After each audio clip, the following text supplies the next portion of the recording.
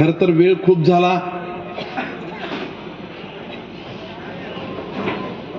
समस्या खूप आहेत, परंतु एकदा निवडून आल्याच्या नंतर त्या विभागाचा असो, लोकप्रतिनिधी, जिल्हा परिषद सदस्य असो वा पंचायत समिती सदस्य असो, नगरसेवक असो का नगराध्यक्ष असो, सभापती असो, आमदार असो, एकदा निवडून आल्याच्या नंतर त्यांना पक्ष वगैरे कुठलाही त्याच्या पुढं नसला पाहिजे. आणि मी सुद्धा याच विचाराचा आहो. निवडून आल्याच्या नंतर ह्या तालुक्यातील जनतेचा तो मायबाप असला पाहिजे आणि त्यांच्या माध्यमातून संपूर्ण तालुक्यातील जनतेच्या ज्या काही समस्या आहेत ते सोडवण्याचा प्रयत्न झाला पाहिजे. मी ह्या सुद्धा मताचा आहो की मागचं काय झालं ते आपण विसरून जाऊ. परंतु मी तुम्हाला विनंती करतो, आज या स्टेजवरून विनंती करणार आहे, ह्याच्यानंतर मग कुठल्याही रेशन कार्डाच्या किंवा घरकुलाच्या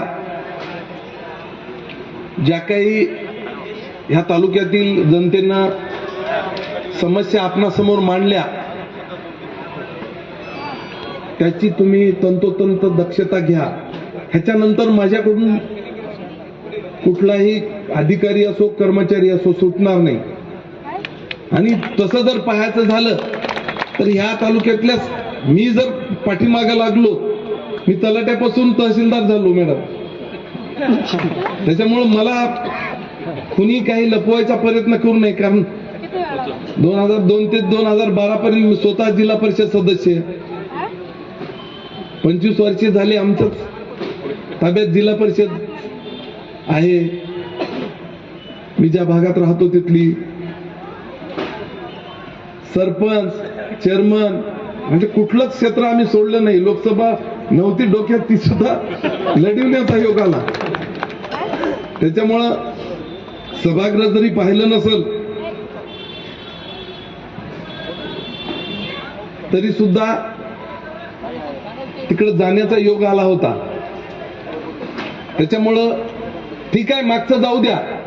परंतु आता मी खरंच विनंती याच्यासाठी करायलो की आपण सगळे काचाच्या घरातले आहात हे सुद्धा मला ज्ञात आहे. म्हणून तुम्हाला परत परत विनंती करायलो एवढ्यासाठीच. माझ्या स्वभावावर किंवा चेहऱ्यावर जाऊ नका.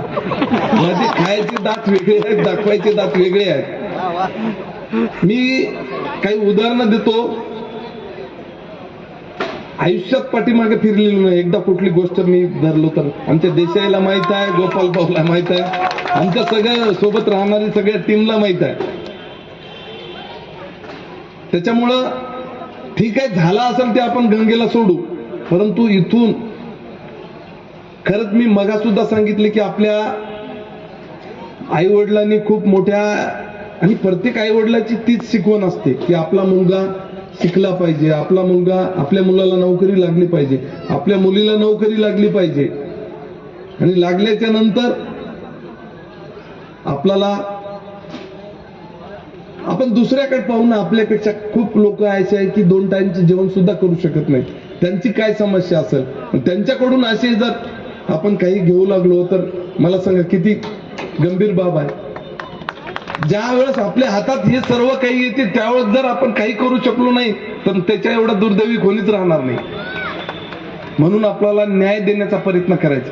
ठीक आहे, मी समजू शकतो सगळ्याचेच प्रश्न सुटणार नाही, परंतु एखादी गोष्ट माणसानं मनात आणली तर काहीही करू शकतो. उदाहरण तुम्हाला सांगतो. माझ्या बाबतीत मी एक आवर्जून तुम्हाला एक किस्सा सांगतो, नेहमी सांगत असतो. 2000 मला वाटते विलासराव देशमुख साहेब सीएम होते आणि त्याच्या विरुद्ध माझ्या 14 विरोधात होते आणि मी एकटाच त्यांच्या विरोधात, म्हणजे घरचे. आणि त्यावेळेचे आमचे आता हयात नाही स्वर्गीय प्रकाश भाऊ कोडगे जिल्हा प्रमुख होते. व्हीप मीप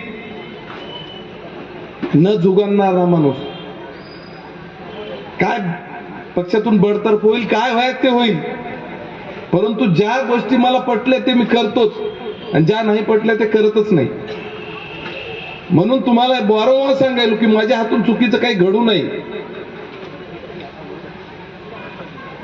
15ची संख्या जिल्हा परिषद संख्या तेव्हाची शिवसेनेची मला वाटते 2002 ते 2007 किंवा 2007 ते 2012 पर्यंतची, सतत 10 वर्ष होतो ना आपण.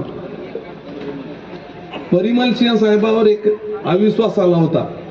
ठीक आहे, IAS अधिकाऱ्याला काहीच होत नाही, त्या अविश्वासानं काही होत नसते. आणि आम्ही 4च लोक त्यांच्या विरोधात होतो.